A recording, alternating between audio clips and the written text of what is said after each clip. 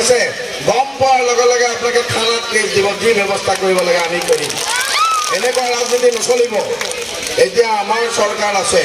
মোদীজীৰ চৰকাৰ হিমন্ত বিশ্ব চৰকাৰ গতিকে মই বহুত বেছি লগাওঁ কেইবাখনো সভা আছে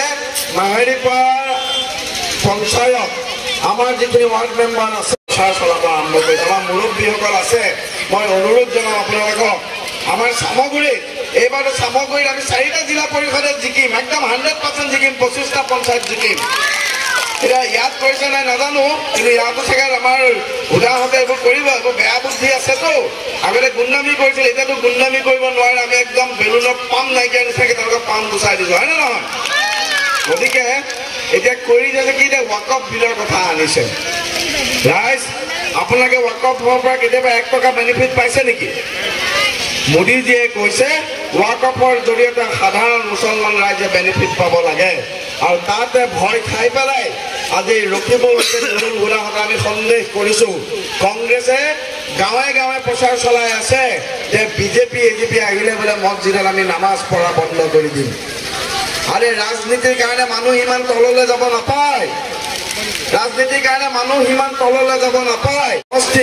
এই সামগ্ৰী সমষ্টি এসময় প্ৰবল প্ৰতাপী অহংকাৰী ৰকিবুল হুছেইন ডাঙৰীয়াৰ আমি দৰ্প চূৰ্ণ কৰি দিছিলোঁ অহংকাৰ ভাঙি দিছিলোঁ বিজেপি এজিপিৰ যৌথ প্ৰচেষ্টাত আমি তাত পদুম ফুলাইছিলোঁ আৰু এইবাৰো সামগ্ৰী হওক আৰু আমি যে সদায় কৈ থাকোঁ আপকি বাৰ मोदी सरकार अब की बार मोदी सरकार आपको पहले सामग्री ले लिया इस बार रुपही का बारी है इस बार रुपही भी लेंगे यार रुपही ना नमक खुले वाली कोई बनवारे कारण এজনক আমি পঠিয়াই দিলো টাটা বাই বাই কৰি ৰকিবুল হুছেইন ডাঙৰীয়া হয় নে নহয় এতিয়া আমি টাটা বাই বাই কাক কৰিম ৰূপহীৰ পৰা এই মাত্ৰ শুনা নাই অলপ জোৰেকে কওক আমি ৰূপহী সমষ্টিৰ পৰা 26ত